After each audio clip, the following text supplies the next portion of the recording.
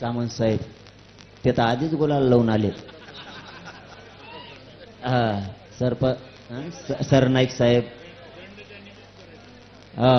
दंड तुम्ही आमच्या गाड्यावर दंड टाकलाय, जर नाही माफ केला ना तुम्हाला धाराशिवला जाऊनच देत नाही आमच्या तिथून.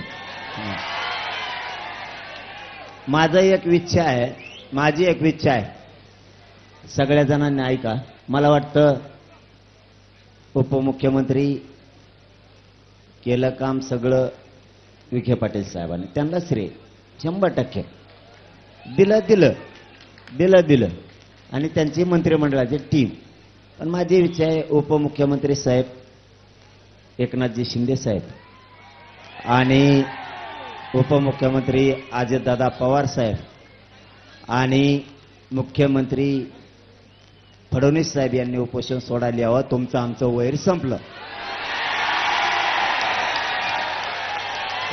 तुम्ही या नका येऊ, आमची इच्छा आहे.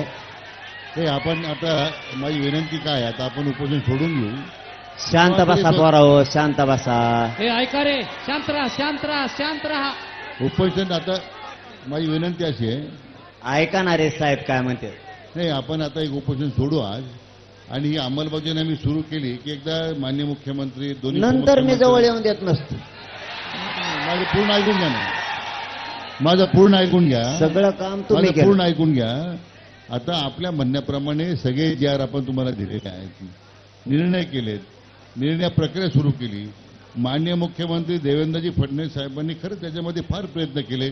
त्यांनी मला अध्यक्ष केलं म्हणून मला हे करता आलं आणि म्हणून त्यांचा मी अतिशय आभारी आहे, कारण त्यांनी मला संधी दिली ही. आणि सातत्यानं गेले 3 दिवस या सगळ्या माझ्या प्रक्रियेमध्ये माननीय मुख्यमंत्री सातत्यानं पाठपुरावा करतायत, माहिती घेतायत, मार्गदर्शन करतायत. तो फवाजले माननीय उपमुख्यमंत्री एकनाथराव शिंदे साहेब आहेत, माननीय उपमुख्यमंत्री अजितदादा आहेत. हे दोघंही सातत्यानं ही प्रक्रिया पूर्ण करण्यामध्ये त्यांचं एवढं सहकार्य लाभलं म्हणून तर आम्ही इथपर्यंत आलोय जयरंगे पाटील साहेब. पण माझी विनंती काय, हे अगोदर आपलं ठरलं नव्हतं, आता ते सगळे बाहेर आहेत.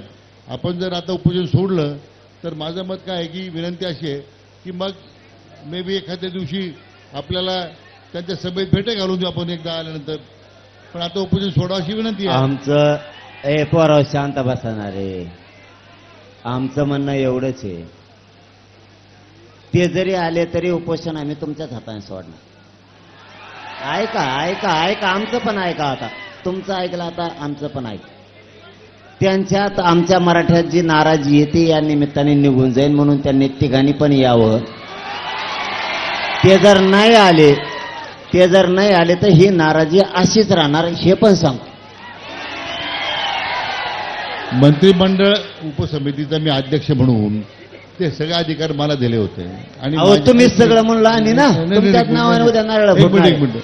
आणि मग सगळे मंत्रिमंडळ सदस्य आम्ही त्याच्यामध्ये होतोच.